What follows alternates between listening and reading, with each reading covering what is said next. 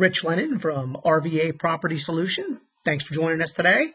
So you have found a deal and you are ready to submit it. Today we're going to talk about the submission page and how you submit your information so that you can get paid. There's a whole bunch of information that goes on this form. It's right down here at the bottom of our page.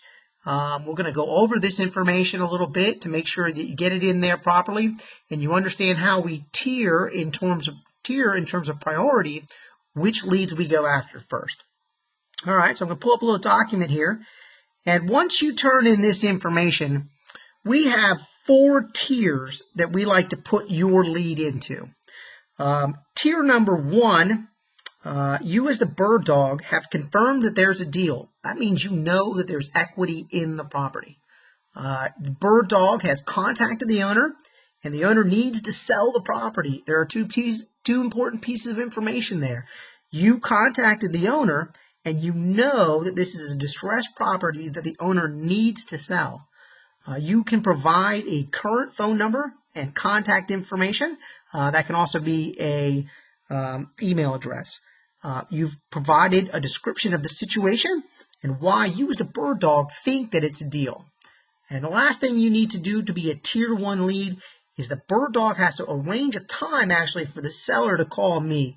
That's an important but subtle piece of information in there in a tier 1 level. The chances of us completing a deal go up greatly if you have the seller call me versus me call the seller. That's one of the reasons that we make it a tier 1. If you supply a tier 1 lead, we get on this information literally within a couple hours. We'll contact you and we'll contact that owner, and you'll be up-to-date information, and that will get our highest priority. If you provide tier 2 information, so you as the bird dog, you have confirmed equity in the deal.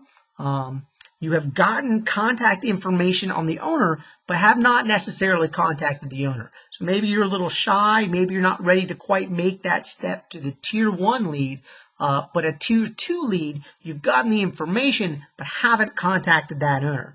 You do provide current contact information for the owner, including the current name and phone number or email so that we can get in touch with them. And of course, to be a tier 2, you have to provide a description of why you think it's a deal. Tier 3 bird dogs, tier 2 bird dogs get handled within a week. So we find the information, and we reach out to the owner, we find out if they're willing to sell, and we do that initial conversation, and that typically takes us about a week to get back to you. A tier 3 bird dog lead. This bird dog lead provides an address only, and the bird dog provides a description of why he or she thinks it's a deal. So you might say that it's vacant property or something to that effect, but you give us some information about the deal. We contact those people largely within about 2 weeks, and we do it through an email campaign where we send them, if we think it's a good deal that you're describing, we send them 4 or 5 letters over the course of a couple months in an attempt to purchase their property. If you give us tier 4 information where the bird dog just provides us an address, we go right to our mailing format where we contact those people and send out an email to them 4 or 5 times over 2 or 3 months. So, going to try to give you a little bit of information so we can figure out how you can go from a tier 4 to a tier 1 bird dog. Because a tier 1 bird dog is where you want to be if you want to be doing a lot of deals. All right? So, the most important thing to start with is, where do I get the name? So I've walked up to an address, I have an address, I've checked Zillow, I know it's a deal. How do I figure out the name of that person who owns that property? The answer to that question is you go to the tax assessments, which are available online for all the local counties. You saw it in another video. I typed in tax assessment Chesterfield County, and I found the website that I plug in the information where I type in the address, and I can find out who owns the property.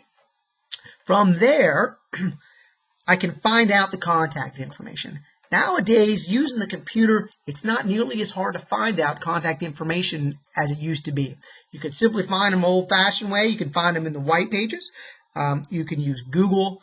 A great way nowadays to track people down is through Facebook. So even though they might be living at a different property, even though they might not be answering their telephone because maybe they have some bills to pay, they might often answer a Facebook message or a LinkedIn connection that you're trying to make as they're trying to figure out what's going on. You can also ask neighbors. You could walk up to the door and leave a flyer. But those are all good informations to get the contact information for the person who owns the property. Now, where do I find out if it's a deal?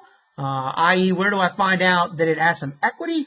Well, we talked about that in another video, but it was Zillow.com, and the local tax assessment will allow you to figure out whether or not there's equity in the property. And I'm going to give you a couple ideas of what a good description are and what a bad description are. A good description is, hey, I know the property is abandoned. I walked up to the window, I looked inside, there's nothing there. A bad description is, hey, it looks abandoned. I drove by and I didn't see anything and I wasn't sure, and maybe it's abandoned, but maybe it's not. There's a big difference between the two. A good description. Hey, the owners are moving to Sacramento and they need to sell fast. That's a great piece of information. It really knows where I'm standing with the seller before I try to contact them. A bad description's, hey, I drove by and it has a whole bunch of weeds in the yard. Doesn't give me a whole lot of information. It could just mean that someone didn't mow their lawn. Yes, it is one of our indicators, but you as a bird dog need to do a better job of giving me more information, and you're really just a tier 1 level bird dog if you're giving me it has weeds in the front yard.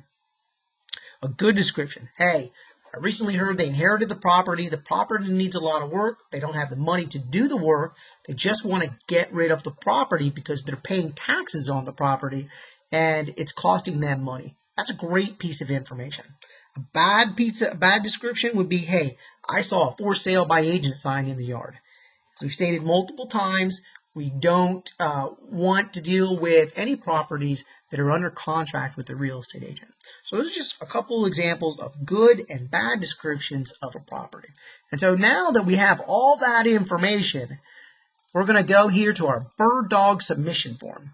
And here's an important one. You need to put your name in here. Okay? So my name is Rich and last name is Lennon. All right, and here you're going to put your email address. This is my email address.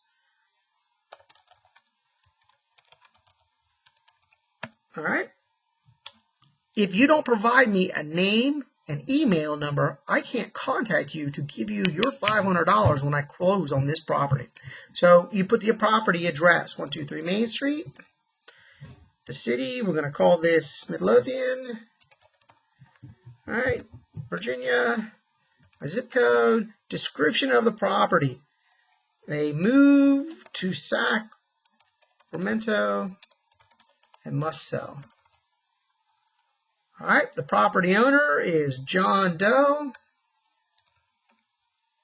Their telephone number is, I need this information. It needs to be a current information for the homeowner. And what are their asking price? Now, if you're a tier 1 bird dog, you've already contacted the owner, and you know the owner maybe will take something in the 70s, so like 70,000 to 75,000. You also know as a tier 1 that the assessed property value is maybe $150,000.